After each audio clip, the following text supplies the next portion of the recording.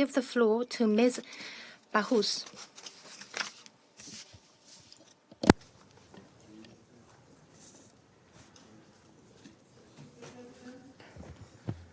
Allow me to thank you, Ambassador Zhang Jun, for your remarkable efforts during China's presidency to maintain focus on the situation in Gaza.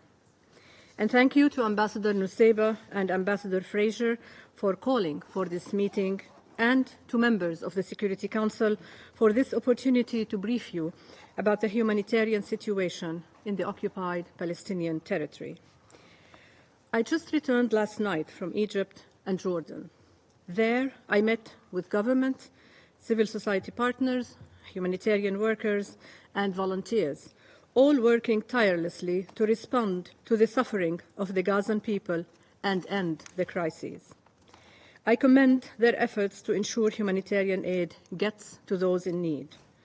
I welcome the news that 50 hostages, all women and children, will be released in return for the release of 150 Palestinian women and children, and a much-needed humanitarian pause. I thank the governments of Egypt, Qatar, and the United States for facilitating this agreement. I hope that this is the beginning of a permanent truce and lasting relief for the people of Gaza and all the hostages held by Hamas. Excellencies, we have witnessed 6 rounds of violence in Gaza in the past 15 years. Yet, the ferocity and destruction that the Gazan people are being forced to endure under our watch has reached an intensity we have never seen before. I have been consistent in my briefings to you, in reminding you that women and girls are paying the highest price of conflicts. Before October 7th, 67% of all civilians killed in the occupied Palestinian territory in the past 15 years were men, and less than 14% were women and girls. Since that date, that percentage has reversed. Not only is the number of civilians killed since October 7th twice that of the last 15 years combined, now 67% of the more than 14,000 people killed in Gaza are estimated to be women and children. Excellencies, that is 2 mothers killed every hour and 7 women every 2 hours. We mourn them all. We also mourn the more than 100 UN colleagues who have died in just a month of this crisis. They served the mandate of our United Nations and the principles we have sworn to uphold, and they paid the ultimate price for it. Despite their knowledge of the dangers they faced, they did what they believed in until their final breath, whether in schools, in hospitals, or wherever they were needed. We carry their memories with us throughout this crisis and beyond. Excellencies, it has been 47 days since the October 7th attack on Israel, where 1,200 people, many of them women and children, were killed. Each day that passes marks another 24 hours of unspeakable fear and uncertainty for the hostages, including the women and girls held by Hamas. I continue to call for their immediate and unconditional release. It has been 47 days since the more than 2 million Palestinians in Gaza have spent every moment fearing for their lives, mourning their dead, and living under conditions that would break every single one of us. Thousands of women in Gaza have lost their homes, 45% of all housing units destroyed or damaged. Thousands more are injured, unable to find any medical support from a totally shattered health system. 180 women are delivering babies every day without water, without painkillers, without anesthesia for C-sections, without electricity for incubators, and without medical supplies. Yet, they continue to care for their children, for the sick, for the elderly, mixing baby formula with contaminated water when they find it, going without food so that their children can live another day, enduring multiple risks in severely overcrowded shelters. They have been robbed of their livelihoods, of their security, and of their dignity. Women in Gaza have told us that they pray for peace, but that if peace does not come, they pray for a quick death in their sleep with their children in their arms. It should shame us all that any mother anywhere has such a prayer.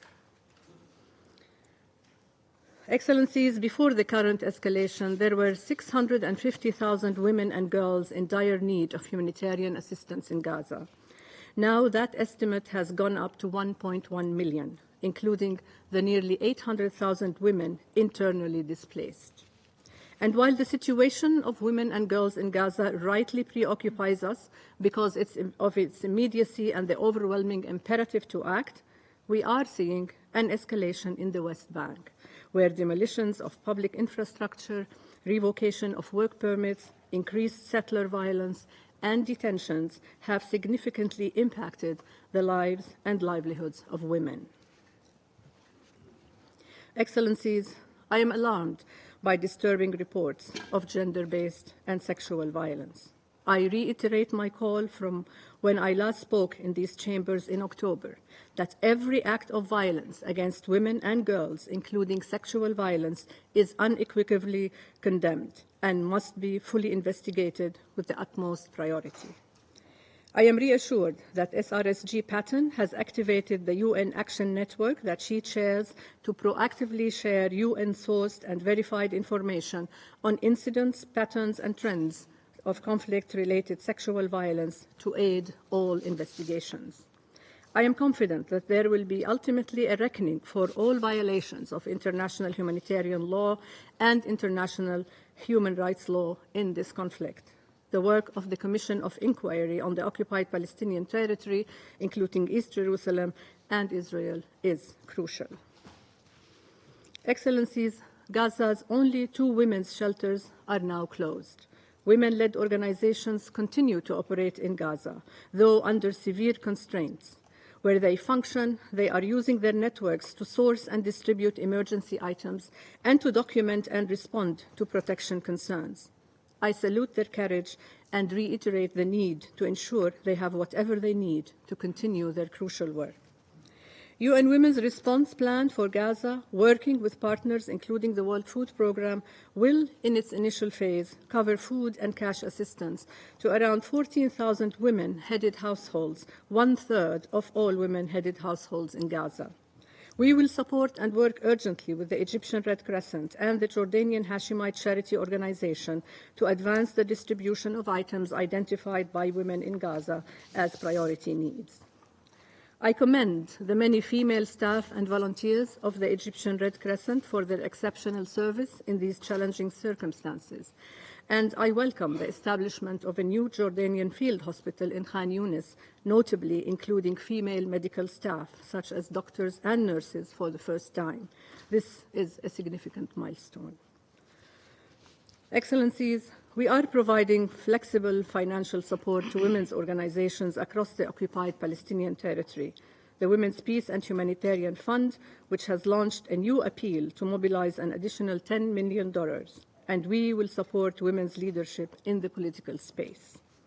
As always, we will continue to work with our sister entities and through the broader IASC membership to ensure that humanitarian response serves women and girls to the fullest. I thank our development partners for their support to us in implementing the plan, but much more funding is needed. I encourage all donors to increase their allocations, including to UNRWA, who remains the only lifeline for thousands of Palestinians. Excellencies, UN Women has met with and heard from Israeli women who share with us that they and civil society organizations are working to document gender-based atrocities, and they shared their hope for peace with women, both Israeli and Palestinian, at the table. Excellencies, during my mission, I heard unequivocal calls, time and again, that we need an immediate and unconditional ceasefire. I also heard calls from partners across the region that forced displacement or transfer of Palestinians from their land is a red line, that we must ensure the protection of civilians, and that we must facilitate unhindered access to aid. I heard calls for an end to occupation and for concerted progress towards a peaceful two-state solution. I suspect I am not unique in finding this one of the lowest moments for the international community and for peace and security that I can recall. But it is precisely at moments such as this that multilateralism is at its most important. This institution and others of the United Nations are where we come together to find peace. Our track record is varied. International justice mechanisms are actively resisted. The growing pushback against women's and girls and their rights is gaining momentum. The UN Charter and our global norms are flagrantly ignored. And as we abandon the instruments of multilateralism, the volume of arms transfers and the market value of arms manufacturers skyrocket. I welcome last week's resolution in the Security Council and hope that will only be the start of greater consensus in the Security Council to find a solution. I call on its immediate implementation. But this resolution, like the more than 100 resolutions on the so-called Palestinian question since 1948, makes no reference to gender issues. I also welcome the GA resolution passed on October 26th, calling for an immediate, durable, and sustained humanitarian truce leading to a cessation of hostilities. I urge you to include the voices of Palestinian and Israeli women working for peace, to recognize their leadership, and to call for their meaningful participation in any negotiation efforts. This crisis must be a wake-up call to our multilateral system. The world is looking to us to model its highest ideals, not to reflect its greatest failures. Now, more than ever, we must be faithful to our charter and to our shared humanity. Now, more than ever, we must reject those who seek to sow hatred and division. Now, more than ever, we must seek peace, and in doing so, recall that women remain the largest and most reliable constituency to that end. And now, more than ever, we must uphold principles of justice and accountability for crimes committed, to stop those that are ongoing and to deter those yet to occur. I call for this truce to be extended to a ceasefire and for the remaining hostages to be released unconditionally. I call for an immediate end to the current siege, beginning with ensuring access to water. Excellencies, let me end with a sentiment that we hear from women in Gaza. They note that the international community spends significant time reiterating numbers of people killed, numbers of children under rubble, numbers of houses destroyed. Yet the women in Gaza feel completely abandoned. They hear that more humanitarian relief is coming, but can see that the trickle of aid does not meet the ocean of need. More than anything, they tell us they want the violence to stop, and to stop now. For the sake of women and girls, I leave you with a call for a return to a genuine and purposeful commitment towards a just peace. And I thank you.